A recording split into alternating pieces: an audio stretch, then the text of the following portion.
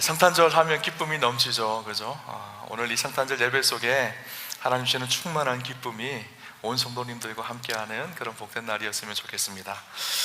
미국 보스턴 인근의 작은 도시에 한 도시에 그 시청 앞에 첫 성탄절의 그 모습을 아름답게 잘 꾸며놨어요. 성탄절 트리도 해놓고 또 예수님 상도 갖다 놓고 마리아 상도 갖다 놓고 또 요셉 상도 갖다 놓고 예수님을 경배하러 온 동방박사 상도 갖다 놓고 또 목자들의 모습들도 잘 모형으로 꾸며서 그렇게 예쁘게 잘 해놨어요. 그런데 하룻밤날 어느 날 밤에 도둑이 와서 예수님 상을 훔쳐간 거예요. 그래서 그 도시에서 난리가 났습니다. 도대체 누가 예수님 상을 훔쳐갔느냐는 거예요. 그래서 막 찾았는데 찾지 못했습니다. 그래서 어떻게 했을까요? 그 상을 다 치워버렸습니다. 여러분, 성탄절에 아무리 좋은 마리아 상이 있고 요셉 상이 있고 성탄절에 동방박사들의 모습이 있다고 하더라도 그 자리에 예수님이 없으면 사실 아무것도 아니죠. 주인공이 빠진 성탄절은 의미가 없습니다. 그래서 그 모습을 다 치워버렸다고 합니다. 제가 이 이야기를 들으면서 우리가 그런 생각이 들었어요. 성탄절의 주인공이 누구실까요? 예수님이시죠. 이 성탄절을 보내면서 우리의 마음속에는 왕으로 오신 예수님이 충만하게 우리 가운데 거하시고 계시나요? 성탄절은 기쁨의 날이어야 합니다. 특별히 우리 그리스도인들에게는 가장 기쁨의 날이 바로 성탄절입니다. 이 땅에 우리를 구원하시기 오신 메시아 예수 그리스도, 그분이 가장 낮고 낮은 모습으로 오신 날이 바로 성탄절이죠. 여러분, 예수님 때문에 이 성탄절 기쁘신가요? 연말에 이 분위기에 휩쓸려서 기쁘신 거 아닌가요? 우리 그리스도인들은요, 예수님 때문에 이 성탄절이 정말 기뻐야 합니다. 많은 사람들이 이 성탄을 보내면서 기뻐하는데 왜 기뻐하는지 모르고 기뻐합니다.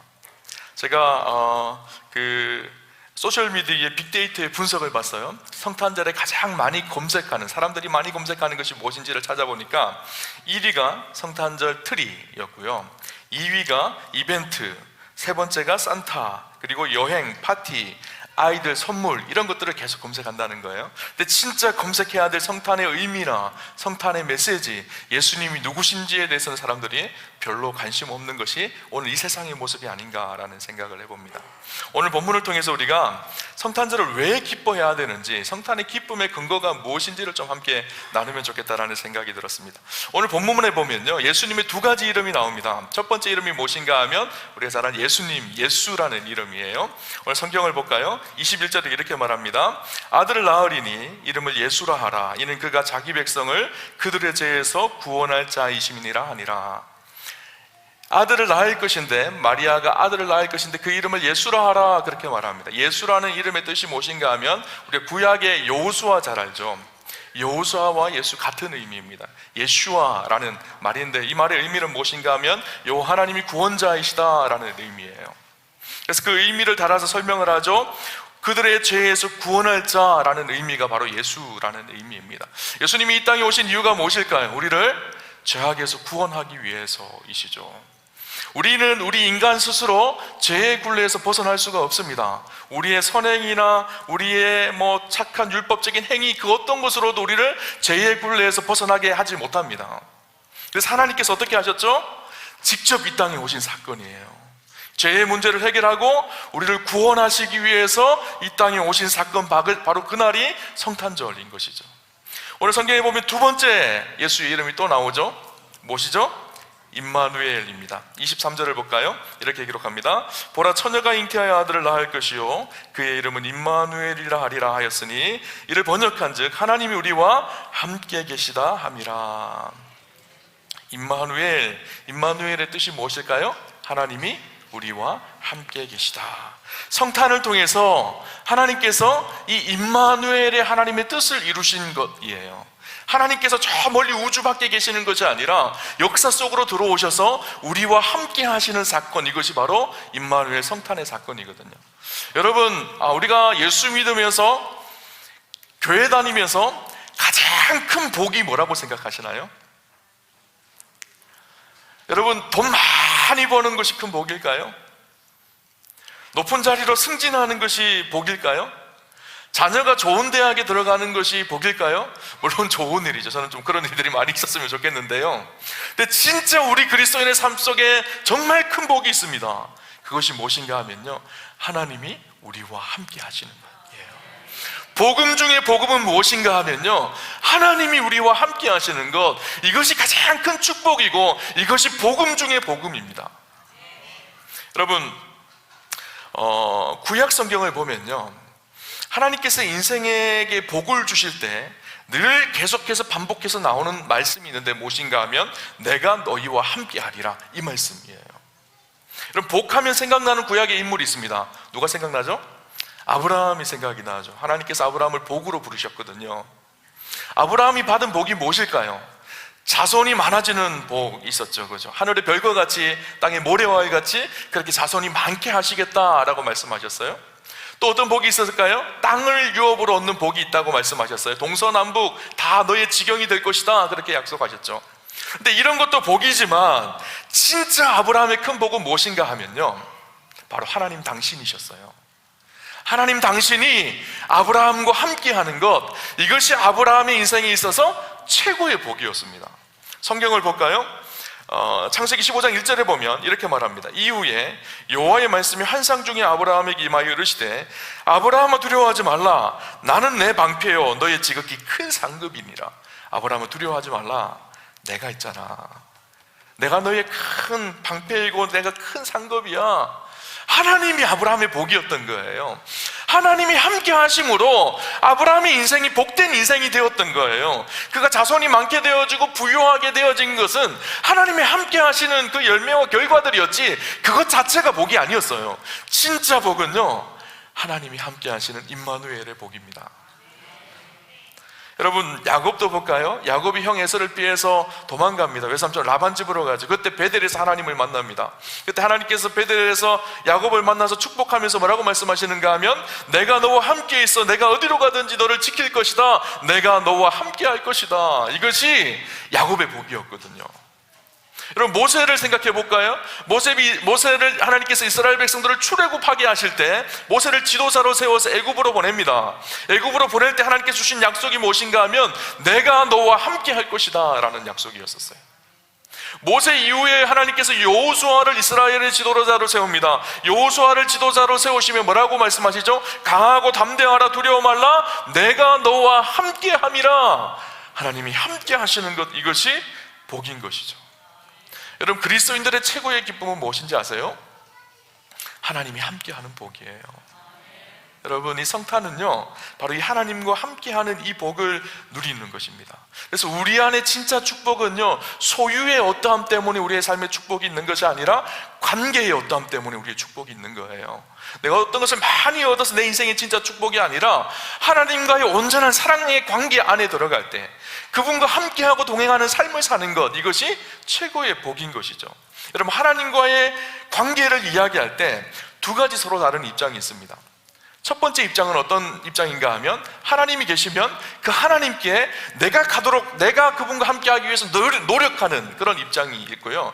또 한 입장은요, 내가 하나님께 나아갈 수 없으니까 하나님께서 나와 오셔서 함께하는 그런 입장이 있어요. 세상의 다른 종교와 철학들은요 다 그렇습니다. 내가 무엇인가를 열심히 해서 신에게 나아가서 신과 함께하고 하나님과 함께한다고 생각을 합니다. 선행을 하거나 돌을 닦거나 수도 생활을 하거나 율법을 지키거나 극기 생활을 하거나 이렇게 해서 내가 하나님께 더 가까이 갈 수 있을 거라고 생각하는 것이 세상의 종교입니다.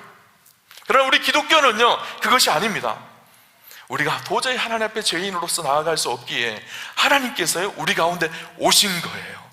우리를 사랑하셔서 그분이 직접 하늘의 모든 영광과 보좌를 다 내려놓고 가장 낮은 모습으로 우리를 찾아오신 거예요.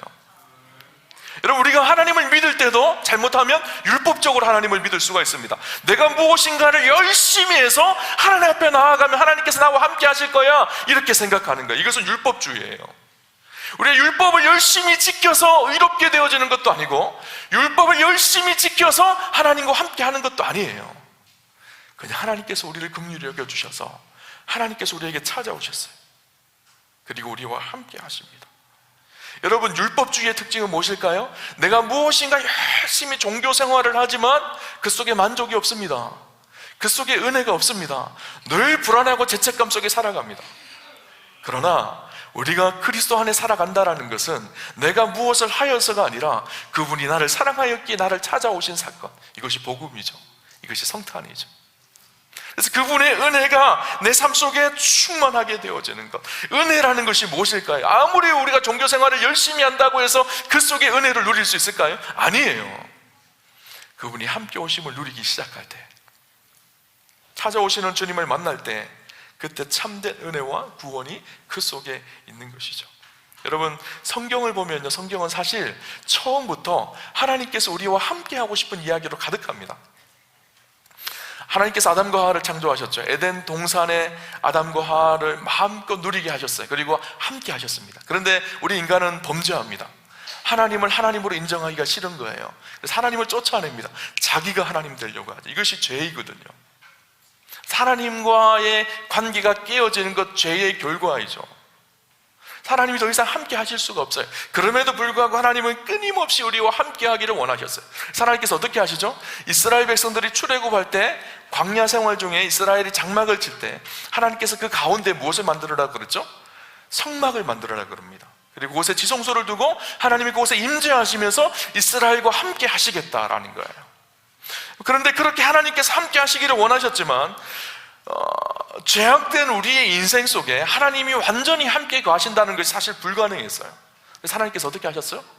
당신이 친히 인간의 몸을 입고 이 땅에 찾아오신 거예요. 하늘의 모든 영광을 다 버리고 가장 낮은 모습으로 역사 속에, 우리 인생 속에 찾아오신 사건, 이것이 성탄이고 임마누엘입니다. 그래서 이 사건을 요한복음 1장 14절은 이렇게 기록합니다. 말씀이 육신이 되어 우리 가운데 거하심에 우리가 그의 영광을 보니 아버지의 독생자의 영광이요 은혜와 진리가 충만하더라. 말씀이 육신이 되어 우리 가운데 함께 거하셨다라는 거예요. 이것이 성탄이고 성육신 사건이죠. 여기 보면 말씀이 육신이 되어 우리 가운데 거하심에, 거하시다라는 표현을 쓰고 있는데, 이 거하심에라는 단어가 영어 성경을 보니까 dwell이라는 단어를 쓰고 있어요. dwell이라는 단어는 어떤 말인가 하면요, 집을 짓고 산다라는 거예요. 이것을 잘 표현한 영어 성경이 NLT 영어 성경에 보니까 made his home among us라는 단어로 되어 있습니다. 우리 가운데 집을 짓고 사시기 위해서. 그런데 이 집이라는 단어가요, 구약에, 이 집이라는 단어의 헬라어가 구약에 이스라엘 백성들이 천막을 쳤을 때, 장막을 쳤을 때 그 가운데 쳤던 성막과 같은 단어입니다. 장막이라는 뜻이. 그래서 하나님께서 우리와 너무너무 함께 하고 싶으셔서 이 땅 가운데 육신의 장막을 입고 들어오셔서 우리 가운데 거하는 사건, 이것이 성탄의 사건이고 임마누엘의 은총인 것이죠. 그리고 주님의 탄생으로 시작되어진 임마누엘은 주님의 성천으로 완성되어집니다. 예수님께서 승천하시며 뭐라고 말씀하셨죠? 볼지어다 내가 세상 끝날까지 너희와 항상 함께 있으리라, 그렇게 약속하시고 승천하셨어요. 그리고 뭐라 그러셨죠? 너희가 예루살렘을 떠나지 말고 오실 성령님을 기다리라, 그렇게 말합니다. 성령님이 오시면 영으로 오신 그분이 우리와 온전히 영원히 함께 하실 것이기 때문이에요. 예수님이 육체의 몸을 입고 오셨을 때 육체는 한계가 있습니다. 여러분, 육체는요, 제가 오늘 이 시간 여러분들을 만나면 다른 곳에서는 저를 볼 수가 없어요. 그죠? 육체는 시간을 초월할 수가 없습니다. 그런데 영은요, 시간을 초월하고 장소의 한계를 초월하는 것이 영입니다. 예수님이 이 땅 육신의 몸으로 입고 오셔서 제자들과 함께 하시고 임마누엘과 동행하셨고 승천하시면서 이제는 영으로 오신 하나님께서 성령으로 우리 가운데 오셔서 우리와 함께 하십니다. 지금부터 영원까지 우리와 함께 하시고, 그래서 이 예수님의 승천은 임마누엘의 완성을 의미하는 거예요. 성령님이 우리 가운데 오셔서 우리와 함께 하시는 놀라운 역사. 그래서 복음 중에 복음은 무엇인가 하면요, 임마누엘입니다. 하나님이 우리와 함께 하시는 것. 죄인된 우리, 도저히 하나님과 함께 할 수 없던 우리 인생이 예수 그리스도를 통해서 이제는 하나님과 영원히 함께하는 인생이 되어진 거예요. 옛날 러시아에 이런 일이 있었다고 합니다. 한 지혜로운 선한 왕이 있었어요. 이 지혜로운 선한 왕이 늘 백성들의 형편이 어떤지를 돌아보기 위해서 암행을 나갑니다. 누추한 옷을 입고 거지 옷을 입고 다닙니다. 사람들이 어떻게 사는지를 보는 거예요. 그래서 어떤 곳에 들어가면 박대를 당하기도 하고, 또 어떤 곳에 들어가면 선한 선대를 받으면서 그렇게 대접을 받기도 합니다. 한 번은 이 왕이 오두막집 사는 아주 가난한 집에 들어갔어요. 근데 이 주인이 이 거짓 차림으로 온 왕을 너무나 선대하고 잘 대접을 했어요. 자기가 자는 집에 하룻밤을 재워주고 자기가 먹는 것을 함께 나누고 하룻밤을 보냅니다. 왕이 돌아와서 이 오두막집 사람이 너무 감사한 거예요. 그래서 그 다음날 옷을 갈아입고 왕의 모습으로 찾아갑니다. 이 사람이 깜짝 놀랍니다. 아니, 어제 나와 함께 잤던 그 사람이 황제라는 사실을 듣고 깜짝 놀라죠. 상상할 수 없었던 일이 이 인생 가운데 일어난 거예요. 그리고 황제가 이렇게 얘기합니다. 그대는 어제 나를 선대했기 때문에 내가 너무 감사하여서 당신의 소원을 한 가지 들어주겠습니다 라고 이야기를 했다는 거예요. 그러자 그 오두막집의 주인이 이렇게 얘기합니다. 황제께서는 궁궐과 그 영광을 떠나서 이 가장 낮은 장소로 오셔서 저를 찾아오셨습니다. 제가 먹는 것, 이 누추한 음식을 함께 드시고 저의 거처에 함께 주무셨습니다. 저는 이것 자체가 저의 영광입니다. 선물 필요 없습니다. 소원도 필요 없습니다. 저는 황제 왕이 우리 집에 오신 것 자체만으로도 감당할 수 없는 기쁨이고 감당할 수 없는 영광입니다. 그렇게 이야기를 했다는 거예요. 여러분, 세상의 황제가 아니라 온 세상의 통치자이시고 만왕의 왕이시는 그 하나님께서 오늘 우리와 함께 하세요. 하룻밤 주무시고 간 것이 아니라 영원히 함께 하시는 거예요. 이것이 임마누엘이에요. 여러분, 이 임마누엘의 중요한 의미는 어떤 의미가 있는가 하면요, 우리와 함께 하셔서 우리를 도우시고 우리를 인도하시는 분이라는 의미가 담겨져 있습니다. 우리 인생의 고비고비마다 어려운 고비고비들을 넘길 때가 참 많죠. 그러나 그때 임마누엘이신 주님이 저 멀리 멀찍함이 우리를 바라보시는 것이 아니라 우리와 함께 하셔서 우리를 도우시고 우리를 인도하시는 분이십니다. 여러분, 이 임마누엘이라는 말은요, 갑자기 나온 말이 아니에요. 구약의 이사야 선지자가 예언한 말씀입니다. 오늘 우리가 읽었던 마태복음 1장 22절 23절 말씀은 이사야를 통해서 예수님이 오시기 700년 전에 이사야 7장 14절에 예언된 말씀입니다. 이렇게 기록하고 있습니다. 그러므로 주께서 친히 징조를 너에게 주실 것이라. 보라, 처녀가 잉태하여 아들을 낳을 것이요 그의 이름을 임마누엘이라 하리라. 이 임마누엘이라는 이름은요, 그 당시에 이스라엘 남유다의 큰 위기가 찾아왔을 때 위기 때 주신 말씀의 이름, 약속의 이름입니다. 국가적으로 큰 위기가 찾아왔습니다. 외세의 침공에 남유다가 흔들렸습니다. 뿐만 아니라 당시 이스라엘 왕이 아하스 왕이었는데, 아하스 왕은요 굉장히 무능하고 악독하고 죄악이 가득했던 왕이었었어요. 그래서 이 어려운 상황을 잘 수습하고 남유다가 더욱더 국가적으로 번성해 가야 될 그런 일들을 만들어 가야 될 왕이 오히려 더 타락하고 악한 행위를 합니다. 우상을 섬기며 음란한 행위를 하죠. 이스라엘은 점점 난국으로 위기에 치닫게 되어지죠. 그때 주신 말씀이 바로 임마누엘이라는 거예요. 사람들은 이 위기 속에 하나님이 어디 있느냐라고 물었습니다. 그러나 하나님께서 말씀하십니다. 이 위기 속에 내가 너와 함께한다. 이것이 임마누엘이거든요. 우리와 함께 하시는 하나님은요, 우리를 멀찍이 바라보시는 분이 아니라 우리와 함께 하셔서 우리를 도우시고 인도하시는 분이세요. 너는 혼자가 아니야 라고 말씀하시는 분, 우리의 슬픔과 눈물과 아픔과 고통을 다 아시고 우리를 위로하시고 우리를 인도하시는 분. 그래서 임마누엘의 의미는요, 메시지는 간단합니다. 너는 혼자가 아니다. 내가 너와 함께한다. 네가 아골골짝 빈들을 걸을 때도 내가 함께한다. 네가 몸이 연약할 병원에 입원했을 때도 내가 함께한다. 네가 먼 타지 외국에 갈 때도 내가 너와 함께한다. 인생의 고난을 겪으며 힘들어하고 그때도 내가 너를 붙들고 내가 너와 함께한다. 이것이 임마누엘의 메시지예요. 여러분, 이 임마누엘의 뜻을 이루기 위해서 우리에게는 이 임마누엘이 정말 큰 축복이지만 하나님께는요, 이 임마누엘을 이루기 위해서 엄청난 희생을 한 거예요. 하나님의 모든 영광을 다 버리시고 하나님이신 그분이 인간의 몸을 입고 이 땅의 가장 낮은 모습으로 오셨습니다. 우리가 잘 아는 말씀이 있습니다. 빌립보서 2장에 보면 그리스도 창가가 나오죠. 사도 바울이 이런 노래를 합니다. 2장 5절에서 8절에 보면요, 너희 안에 이 마음을 품으라. 곧 그리스도 예수의 마음이니 그는 근본 하나님의 본체시나 하나님과 동등됨을 취할 것으로 여기지 아니하시고 오히려 자기를 비워 종의 형체를 가지사 사람들과 같이 되셨고 사람의 모양으로 나타나사 자기를 낮추시고 죽기까지 복종하셨으니 곧 십자가에 죽으심이라. 여러분, 예수님은 하나님이셨어요. 하늘에서 모든 영광과 존귀를 다 받으시기에 합당하신 분이셨어요. 근데 그 모든 영광과 존귀를 다 내려놓고 가장 낮은 모습으로 가장 비천한 모습으로, 아기의 모습으로 오셨어요. 여러분, 하나님이 아기로 오셨다고 생각을 해보세요. 여러분, 하나님이신 그분이 아기의 모습으로 오셨어요. 여러분, 아기는 어떻죠? 소변 대변도 못 가려요. 여러분 생각해보세요. 하나님이 소변 대변도 못 가리는, 그래서 어머니 마리아의 도움의 손길이 없이는 움직이지도 못하고 살지도 못하는 그런 연약한 존재로 오신 거예요. 어머니 마리아가 먹을 것을 주지 않으면 하루도 견디고 살 수 없는 가장 나약한 모습으로 오신 거예요.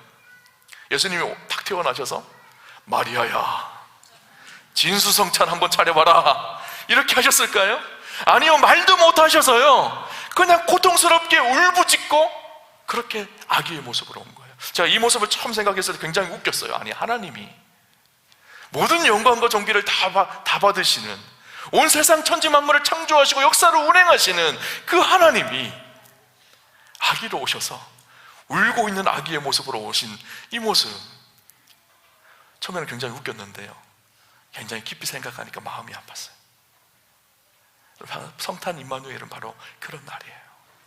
하나님께서 모든 영광을 다 버리시고 가장 낮은 모습으로 오셨어요.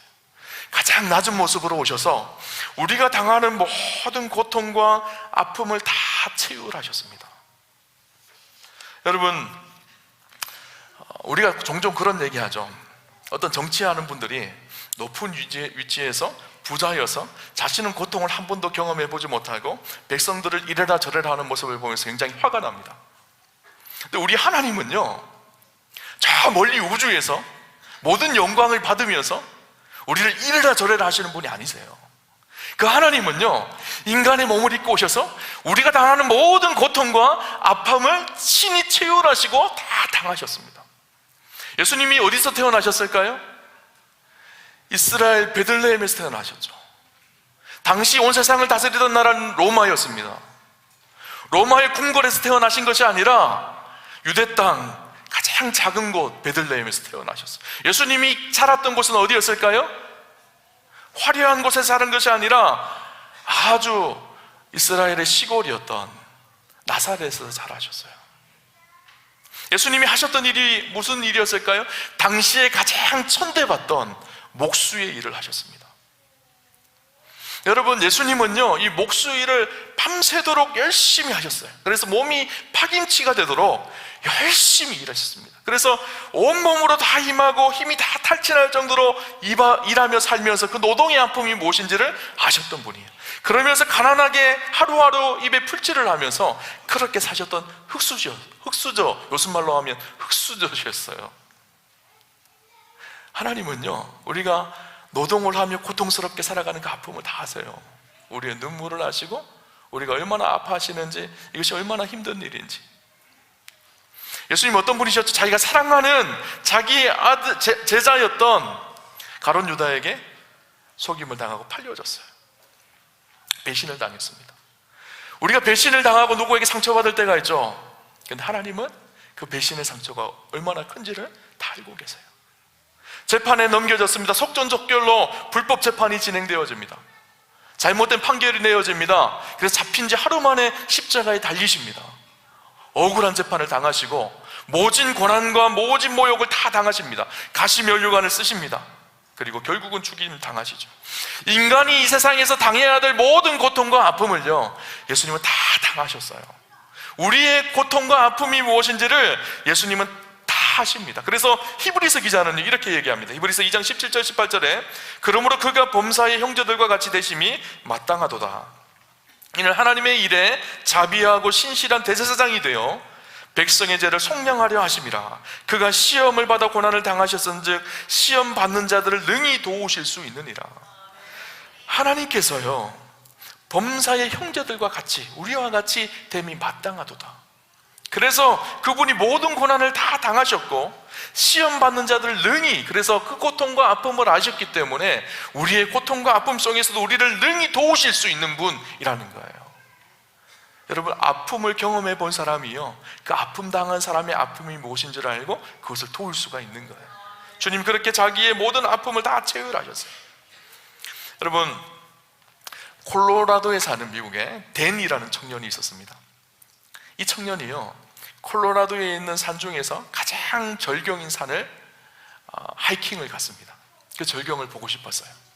근데 너무 산이 험해서 혼자 갈 수가 없어서 가이드를 한 명 데리고 옵니다. 콜로라도에서 자라고 또 유명한 산악인으로 유명한 그런 요원을 데리고 와서 자기 가이드로 삼습니다.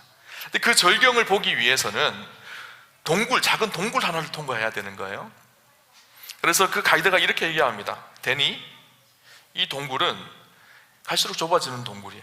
그래서 네가 힘들 수도 있는데 그런데 기억해 두었으면 좋겠어. 내가 너와 함께 하고 있어.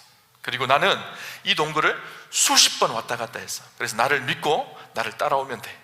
내가 너와 함께 있으니까. 그 말을 듣고 이 데니가 그 동굴 속으로 들어갑니다. 동굴을 들어갔어요. 처음에는 걸어서 들어갔는데 갈수록 점점 좁아지는 거예요. 나중에는 동굴이요, 겨우 몸 하나만 빠져나갈 수 있을 만큼, 키워서 겨우 다닐 수 있는 만큼 좁아졌어요. 근데 그때부터 두려움이 막 밀려오기 시작하는 거예요. 이 동굴이 점점 좁아지니까 앞도 보이지 않고, 폐쇄공포증이 없는 사람도 폐쇄공포증이 걸릴 정도로 그 동굴이 너무너무 두려운 거예요. 근데 저 이제 앞이 캄캄해서 보이지 않으니까 자기를 인도하는 가이드도 잘 느껴지지 않고 보이지가 않는 거예요. 두려움이 확 밀려오기 시작했습니다. 그때 막 소리치기 시작했어요. 살려주세요, 살려주세요. 죽을 것 같은 거예요. 그때에서 앞에 그 레인저 인도했던 가이드의 소리가 들려옵니다. 데니, 내가 뭐라고 했어? 나를 믿으라고. 내가 너와 함께 하고 있어. 나는 이 동굴을 수십 번 왔다 갔다 했어. 걱정하지 말고 나를 따라와. 내가 너와 함께 있다는 것을 믿고 나를 따라오면 돼. 그렇게 선포한 거예요. 그러자 이 데니가 알겠다고 하고 그 뒤를 캄캄하고 두렵지만 따라갑니다. 결국 그 동굴이 점점 나중에는 넓어져서 동굴을 통과합니다. 동굴을 통과하고 나니까 이 콜로라도의 너무너무 멋지고 아름다운 산이 그곳에 탁 펼쳐지는 거예요. 여러분, 우리가 신앙생활할 때 때때로 우리 인생 속에 큰 두려움이 우리를 협착해 올 때가 있습니다. 우리를 쪼아올 때가 있습니다. 이러지도 못하고 저러지도 못하고 힘들 때가 있습니다. 큰 고통이 우리 인생을 가로막을 때가 있습니다. 그러나 그때 우리 주님은 말씀하십니다. 걱정하지 마. 내가 너와 함께하고 있어. 내가 수십 번 그 고통과 아픔이 무엇인지를 경험해 봤어. 그러니까 염려하지 마. 걱정하지 마. 두려워하지 마. 이것이 바로 임마누엘이에요. 여러분, 성탄이에요. 이 임마누엘의 은혜가 있었으면 좋겠습니다. 주님이 우리와 함께 하십니다. 근데 함께 하시지만 보리자루처럼 저 멀리서 함께 하시는 것이 아니라 우리와 함께 하셔서 우리를 도우시는 분이세요. 우리가 잘 아는 말씀이 있죠. 마태복음 11장 28절 29절에 보면 이렇게 기록합니다. 수고하고 무거운 짐진 자들아 다 내게로 오라. 내가 너희를 쉬게 하리라. 나는 마음이 온유하고 겸손하니 나의 멍에를 메고 내게 배우라. 그리하면 너의 마음이 쉼을 얻으리니. 예수님이 초청의 말씀이 수고하고 무거운 짐진 자들아 다 내게로 오라. 내가 너희를 쉬게 하겠다. 그리고 뭐라고 말씀하시고 있죠? 나의 멍에를 메고 내게 배우라. 당시의 멍에는요, 소가 멍에를 메잖아요. 그런데 소가 한 마리가 멍에를 메는 것이 아니라 이스라엘의 풍습은 두 마리가 멍에를 메게 합니다. 그런데 한 마리는요, 아주 멍에를 많이 메어본 노련한 소가 멍에를 메고요, 또 한쪽은요, 처음 멍에를 메어본, 그래서 멍에를 잘 견디지 못하는 그런 초보자 소를 같이 메게 합니다. 실제적으로 누가 멜까요? 노련한, 아주 멍에를 많이 메어본 소가 그것을 끌고 가는 거예요. 그러면서 이 아직 멍에를 메어보지 못한 소는 멍에를 메는 법을 배우게 되어지는 것이죠. 지금 이 이야기를 하고 있는 거예요. 이미 우리의 고통과 아픔을 다 체열하시고 아시는 그분께서 우리의 멍에를 대신 메신다는 거예요. 그리고 우리는 그 주님과 함께 걸어가기만 하면 된다라는 거예요. 그렇죠? 여러분, 임마누엘의 주님이 오늘 우리 가운데 오셨습니다. 우리가 믿음으로 산다라는 것은 다른 것이 아니에요. 그 임마누엘의 주님과 오늘 함께하며 살아가는 것이에요. 우리 인생의 최고의 축복은 무엇일까요? 바로 임마누엘을 누리는 것입니다. 우리와 함께 하시는 그 하나님을 누리는 것이죠. 성탄의 기쁨, 임마누엘의 기쁨이 우리 사랑하는 성도님들과 함께 하시기를 바랍니다. 그 주님과 함께 할 때 세상 속에 능히 승리하는 하나님의 사람들로 살아가는 축복이 있으시기를 주님 이름으로 축원합니다.